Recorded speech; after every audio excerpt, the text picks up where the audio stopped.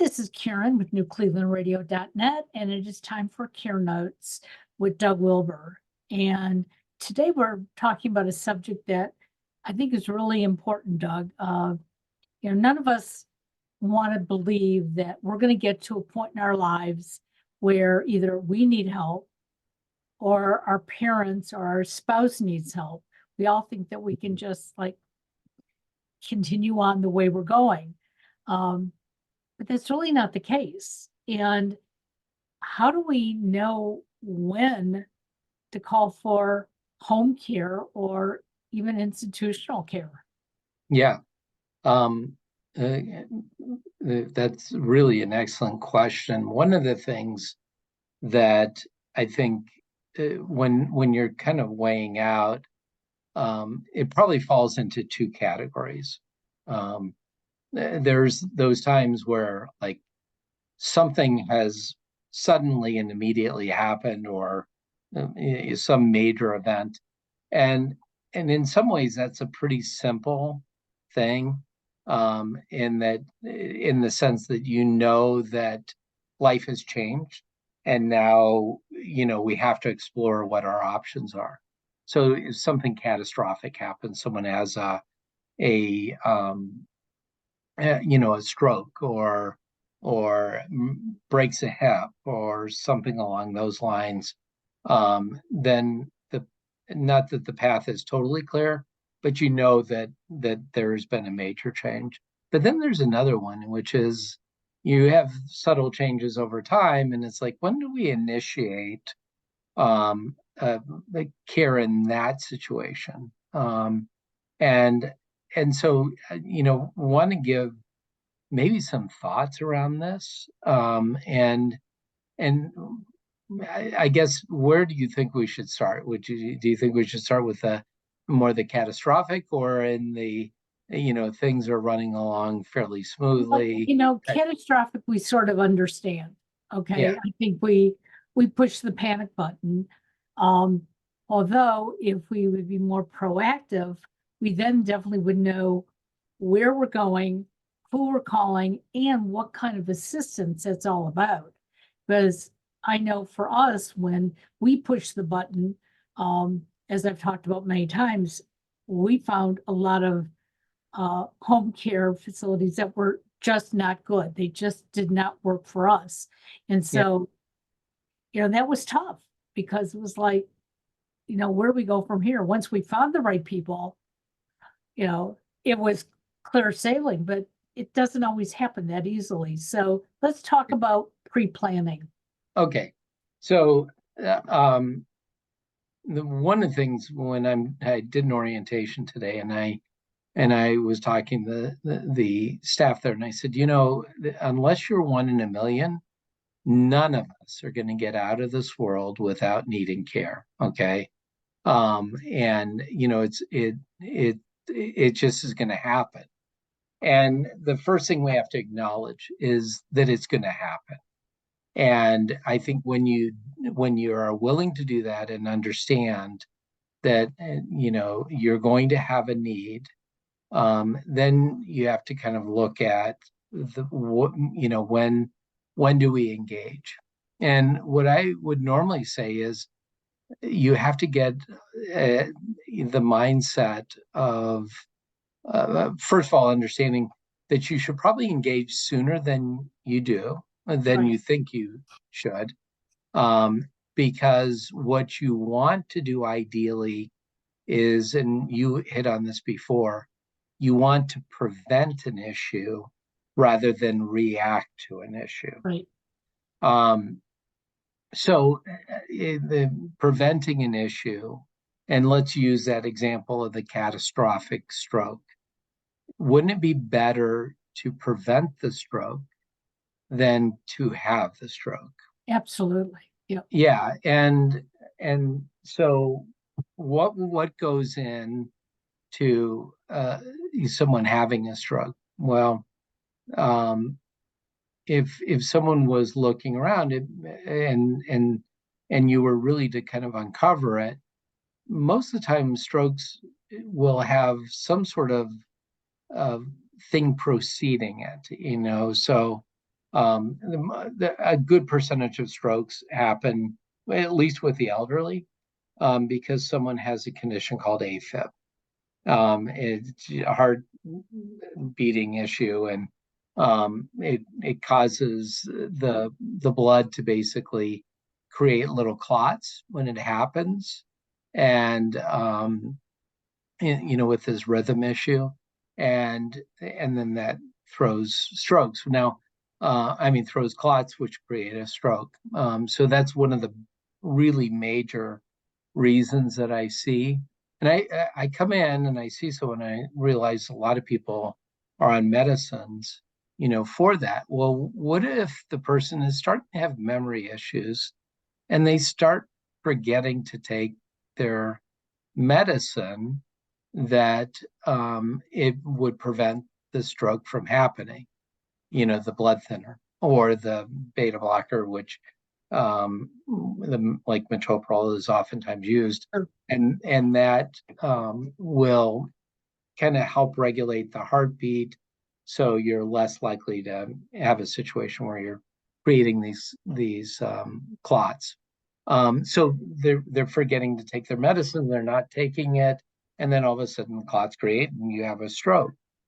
So what I think either the person or their family needs to say is, if mom's not taking her medicine like she's supposed to, then we should get help in, at least to make sure she's taking this blood and so that we don't have an issue that will be either even bigger and more catastrophic. And a lot of times people say, well, can I afford it? Well, believe me, doing that is going to be much more affordable than having a stroke. Right. Absolutely. Because having a stroke means everything from the medical costs and other things that might be involved in that to now you may need round the clock care in that situation. So the ounce of prevention versus the pound of cure, right, is very much true when it comes to this. So what I would say is, and I've said this illustration, I think on another podcast, but the idea is, if it had a hole in the dam and you're trying to plug up that hole, you do that so to prevent the whole dam from collapsing. And what I think the first part of this is saying, doing an assessment, and saying, where are the holes in the life of my loved one? What is the potential that is going to cause a problem? So those things tend to be around issues like taking medicine. So are there cognitive issues? Eating food properly? Is there any issues around eating food? Transportation and isolation. Isolation is one of the big killers of people, whether people don't understand that or not, or whether they do understand that or not. COVID, we saw like lots and lots of issues because people were in isolation, and you kind of wonder, was the cure worth the the isolation, because so many people got into situations where they weren't, they were so isolated they just withered up, basically. And we saw huge cognitive declines for people and all sorts of things during that time. So are they getting the socialization that someone needs in that? And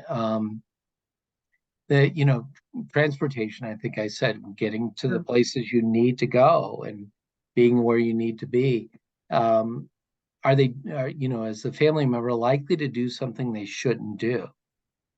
So you have someone who is trying to, sweep the floor, but they really are not stable. And so, if they're trying to do those things that might create an environment where they fall and break their hip.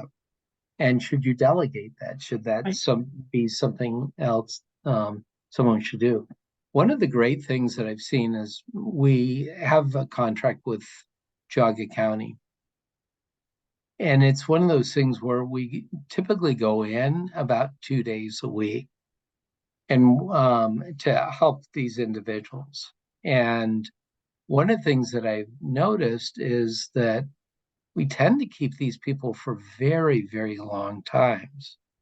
And so one of the things that I started realizing is that our intervention it seems to be keeping, plugging those holes Right. that I Right. mentioned and keeping them in a home.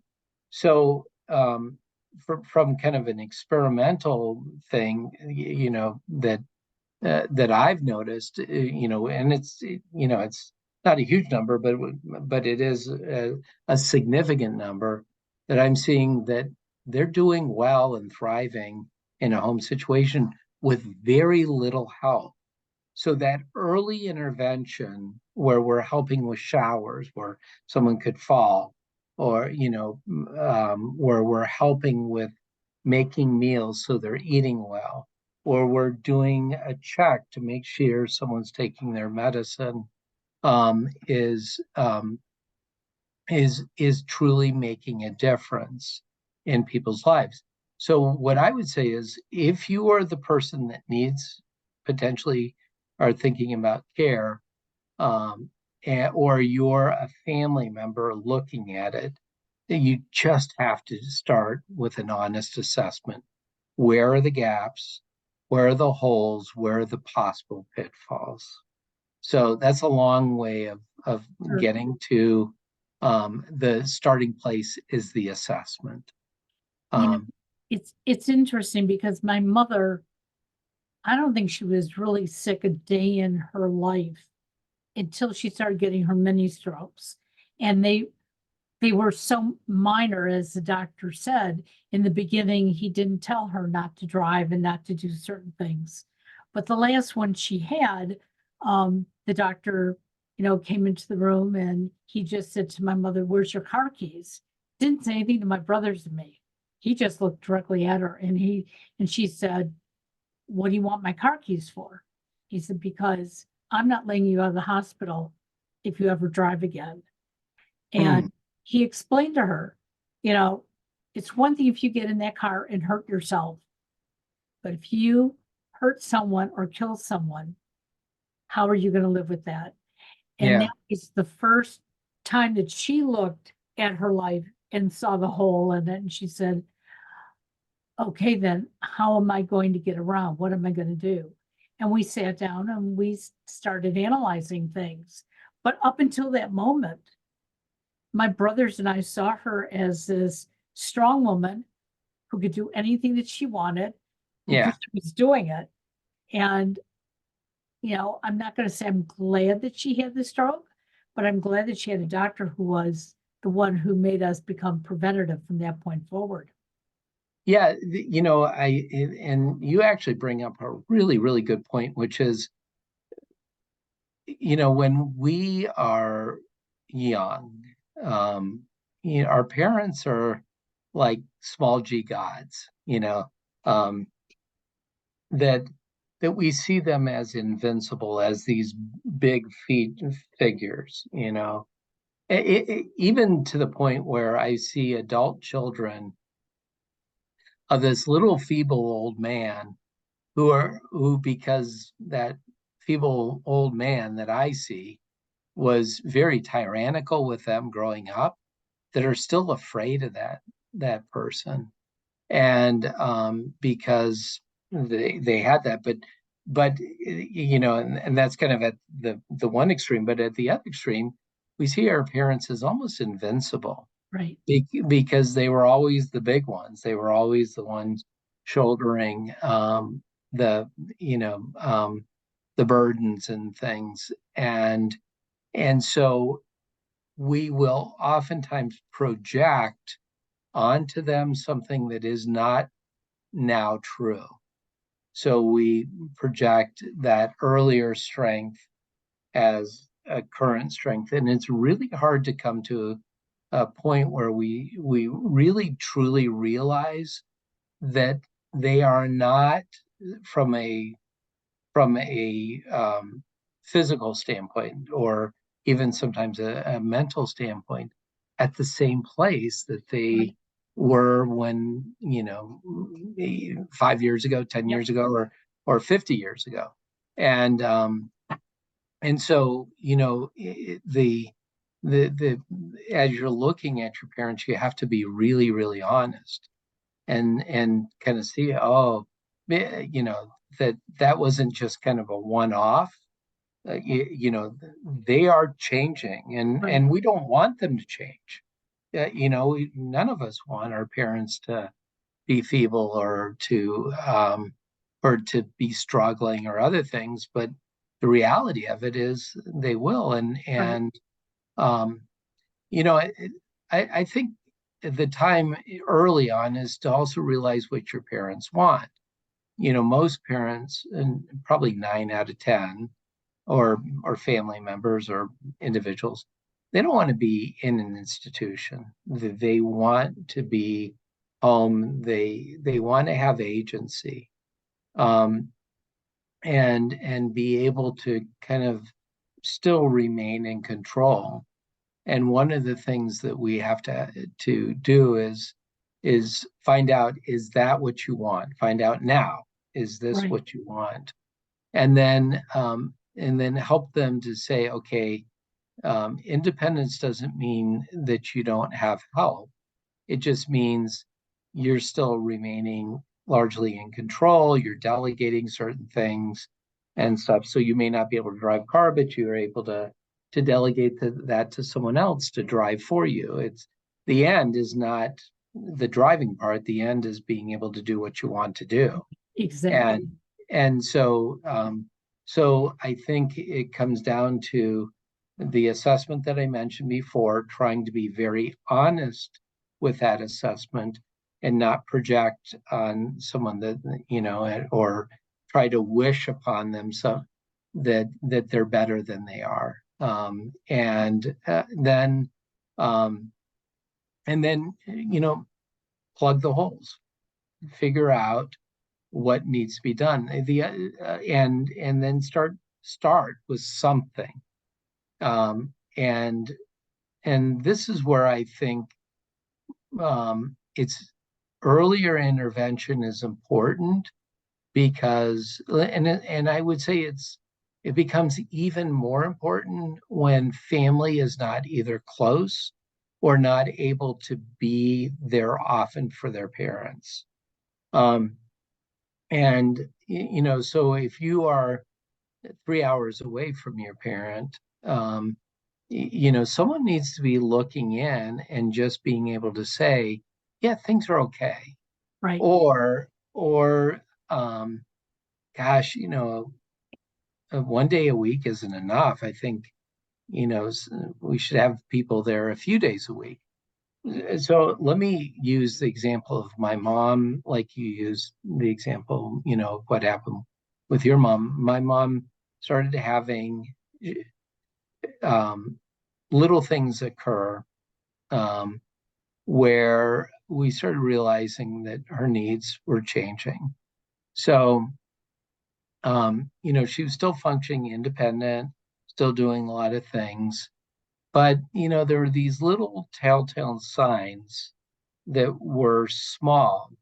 And what was happening is, I believe the same thing. She was having some vascular things, and probably, unbeknownst to us, some little tiny mini Sure. strokes, and not picked up anywhere, and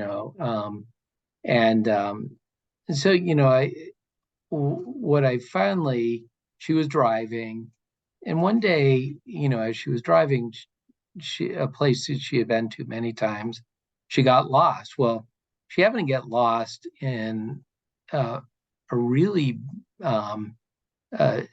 not good area of a town that she had been to for a long time.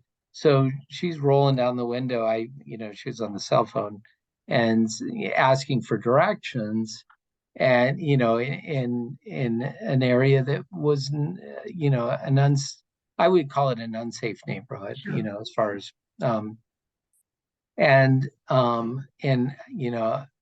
I'm panicked because I'm an hour away from where she's at, and and then she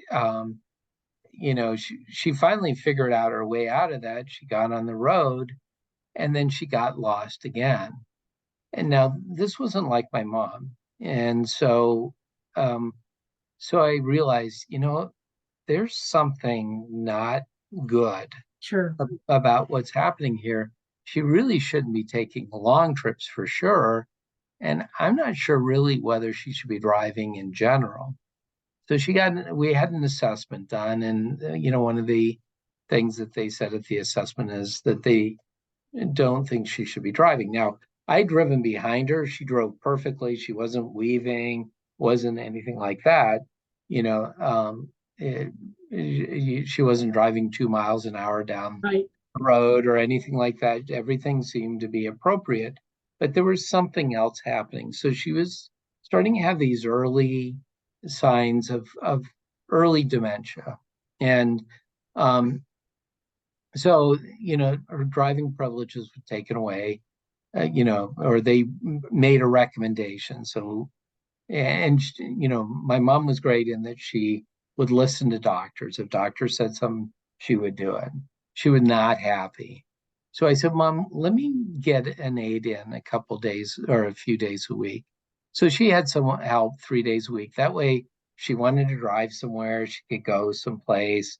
This person was company. They could help her with some of her projects that she wanted to do. And that set the stage where she had some help.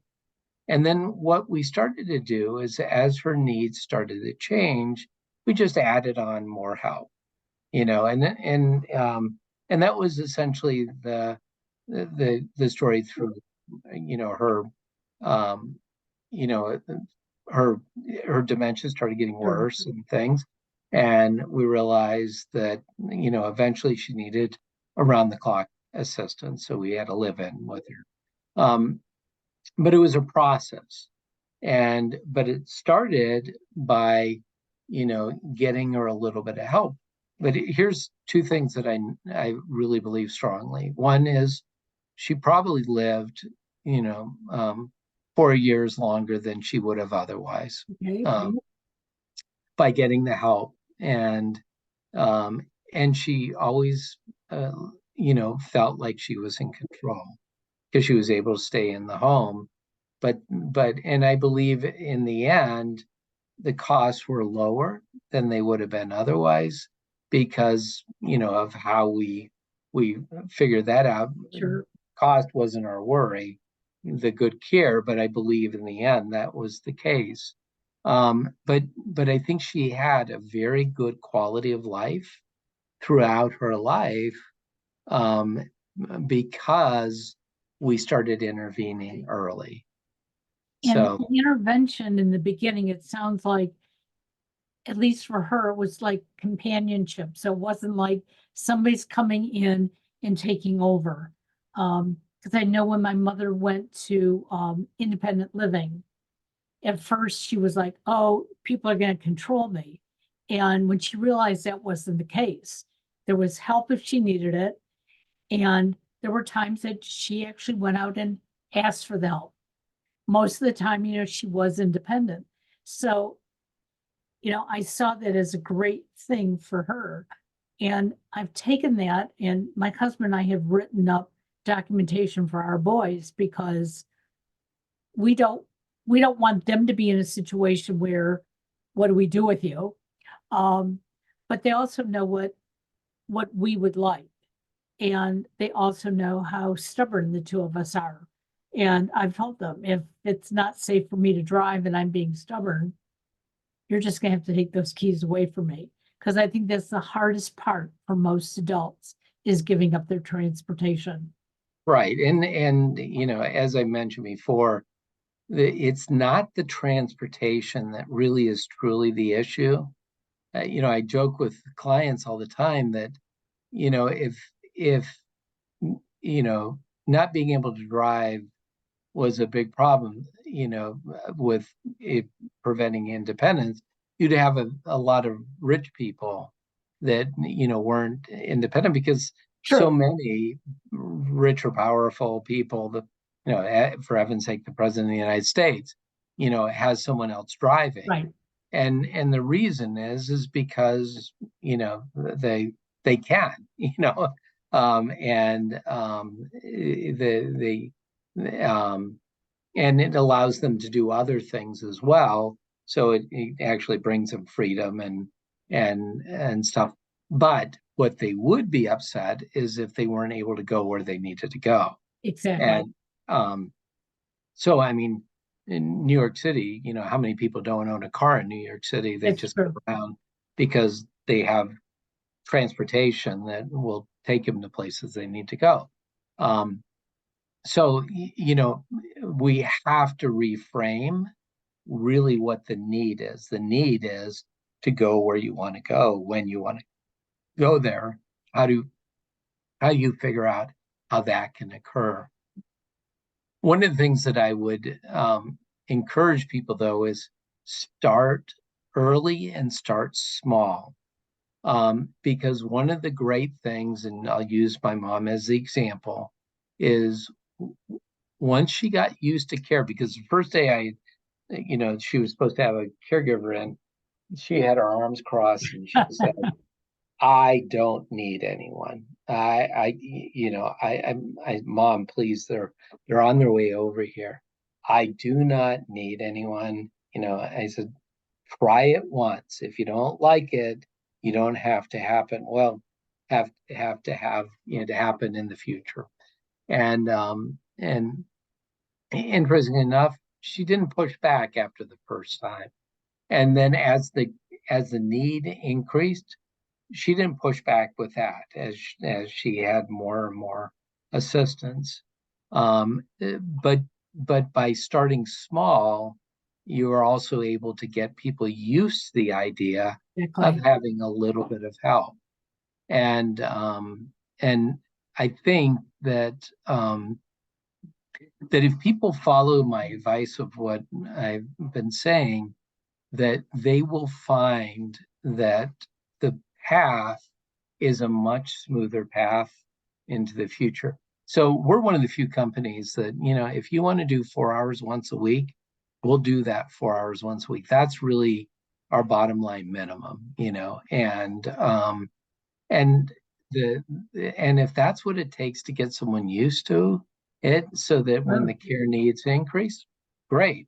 And I will tell you, going back to the example of doing, these cases that for the county, how long people are able to do better because they have a little bit of help. And I really believe it's keeping many people out of the hospital and out of situations where they are getting themselves into trouble. And again, the proof is in the pudding. I'm seeing, that people are at home without a lot of issues by getting just a little bit of help. A little bit of help. Yeah. So I love anyway, go ahead. No, I love it. I think it's a great way for all of us to look at our life, like why should you struggle if you have a need? And Yeah. like I said to you at the beginning before we went online, I have the shoulder injury and I'm dealing with it, but there are certain things that I cannot do. And I had to make a list for my husband the other day of things he has to do now. I cannot take wet towels out of the dryer. I mean, it sounds silly, but they're heavy. Yeah. Okay. And so I can put them in the washing machine. He has to put them in the dryer. Okay. And I can get them out of the dryer because they're nice and fluffy. But, Right. it's They making lost their changes. weight. Right. And if he's not here to do it, hey, I may have to have somebody else do it or send it out to get done. So I like your theory. Let's do it in small bits and pieces and, let's keep everybody healthier and happier. Yeah. Well, anyway, it, I think just as far as people are concerned, if the ounce of prevention versus the pound of the cure is a great way to say, how do we do that so as to really prevent bigger issues or bigger problems.